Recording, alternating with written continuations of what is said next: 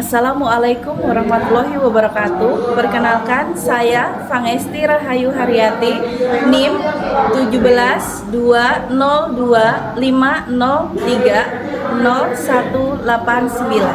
Saya mahasiswa Prodi S1 Keperawatan RPL Universitas Muhammadiyah Kudus. Assalamualaikum warahmatullahi wabarakatuh. Perkenalkan, nama saya Dinda Aryatul Firdausa, NIM 17025030261. Saya mahasiswa Prodi S1 Keperawatan RPL Universitas Muhammadiyah Kudus.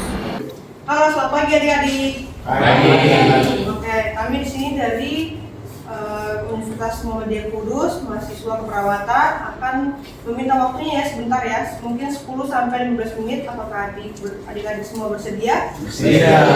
Oke, kalau begitu kita akan melakukan penyuluhan. Terima kasih. Perkenalkan, kami dari mahasiswa S1 Keperawatan Universitas Muhammadiyah Kudus. Di sini saya Fangesti Rahayu Haryati dan rekan saya Dinda Aryatul Firdausa. Kami di sini akan melakukan penyuluhan tentang siap hadapi banjir di Sentani. Mungkin Ibu bisa bayangkan dulu.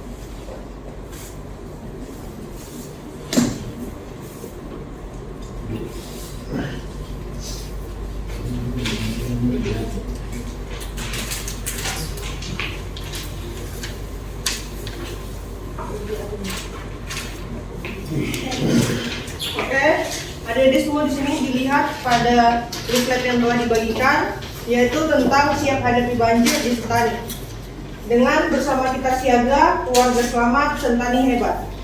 Dibuka pada yang halaman pertama, yaitu apa itu banjir? Banjir adalah peristiwa meluapnya air yang menggenangi wilayah yang biasa tidak tergenang sehingga mengganggu aktivitas masyarakat.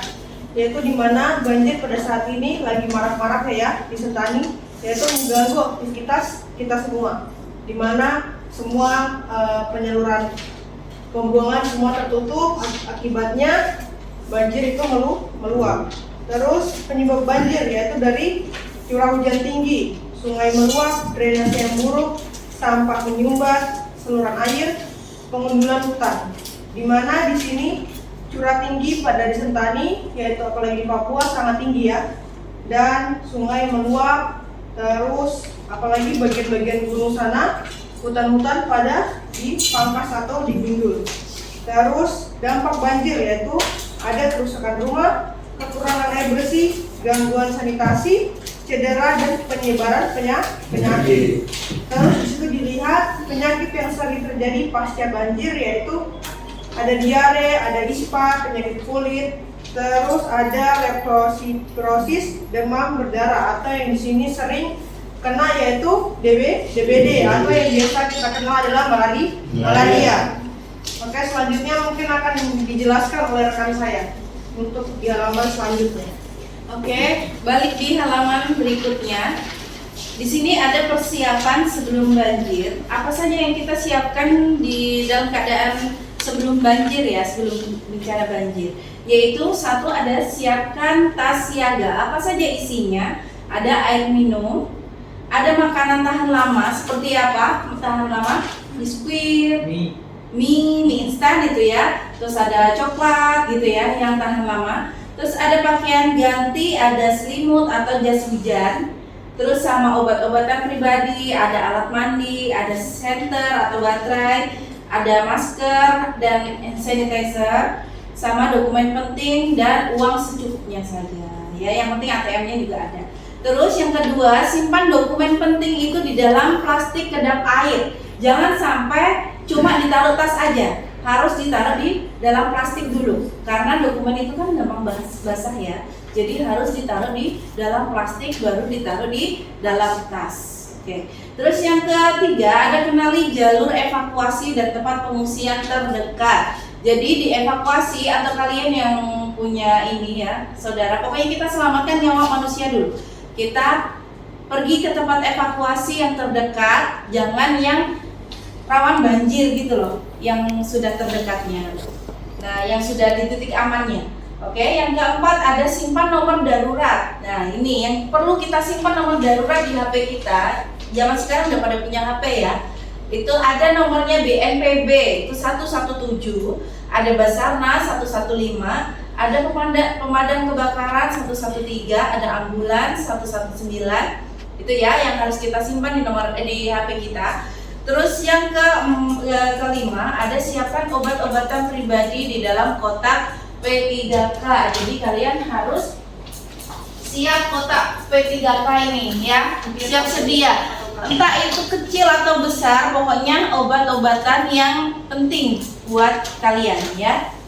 Terus yang selanjutnya kita harus menerapkan pada saat banjir ya, kita harus menerapkan perilaku hidup sehat dan bersih atau PHBS.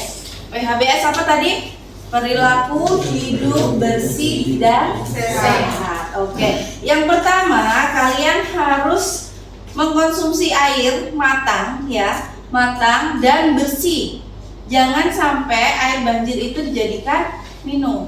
Oke. Yang kedua, ada cuci tangan. Cuci tangan menggunakan sabun ya, setelah makan, sebelum makan, setelah BAB atau setelah beraktivitas. Oke. Terus yang ketiga, kalian harus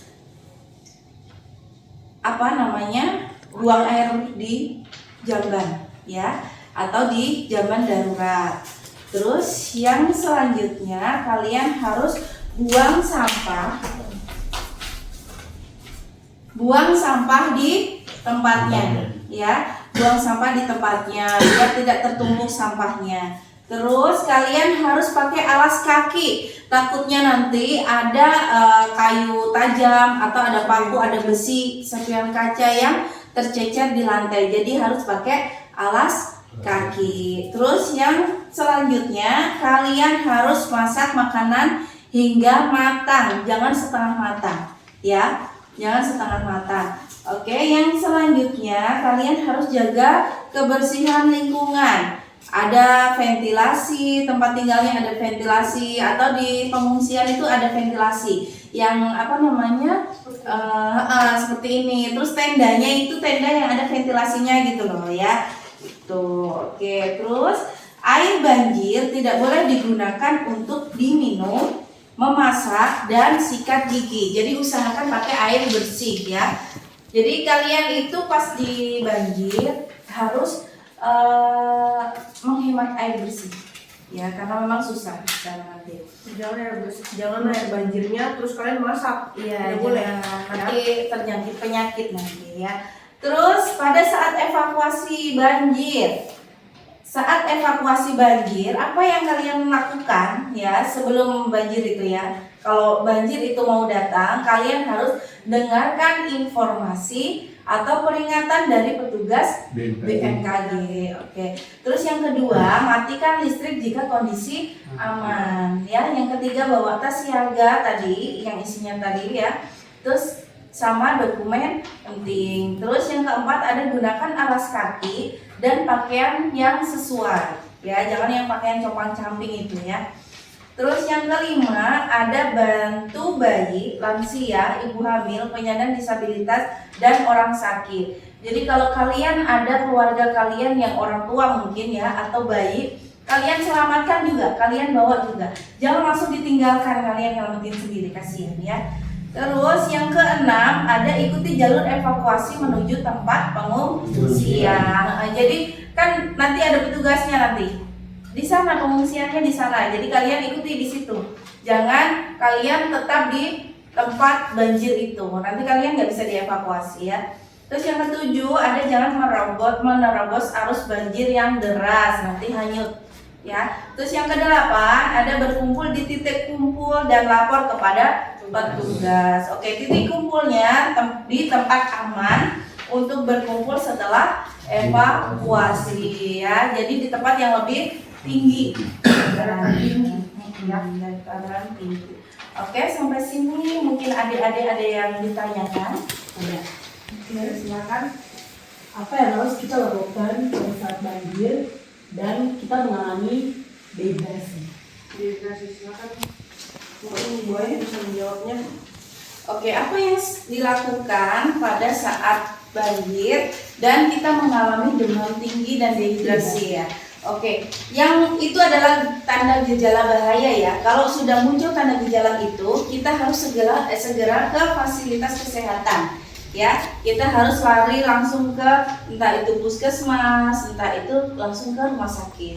Kalau tenaga medis di situ ada, kita lari ke tenaga medis di pengungsian dulu. Kalau tenaga medis itu menganjurkan untuk ke fasilitas kesehatan selanjutnya, langsung ke fasilitas selanjutnya.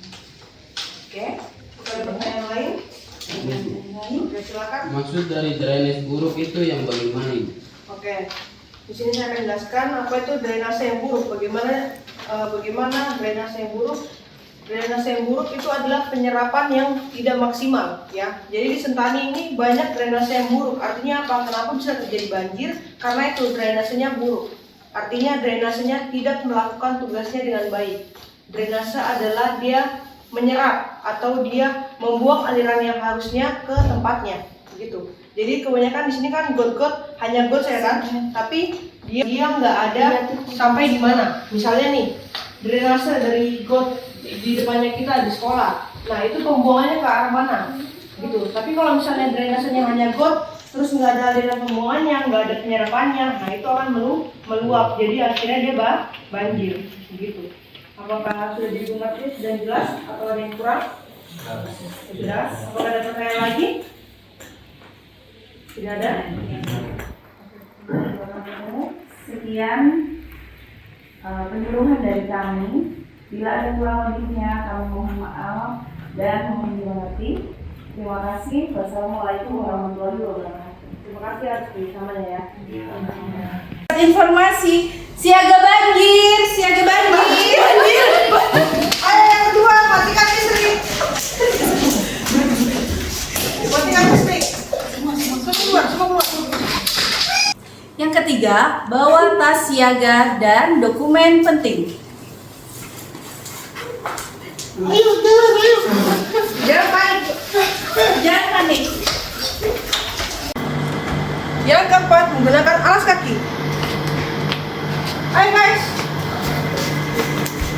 Cepat pakai alas kaki. Cepat.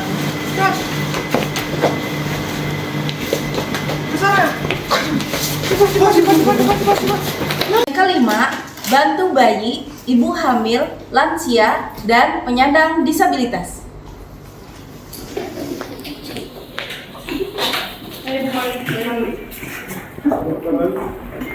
Lagi Pak.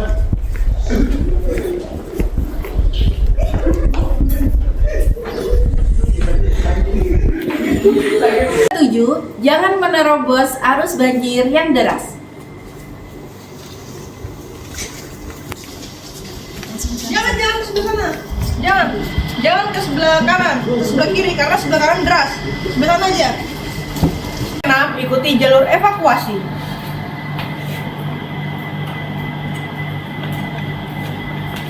Sebelah sana jalur evakuasinya, sebelah sana. 8. Berkumpul di titik kumpul yang aman dan lapor petugas.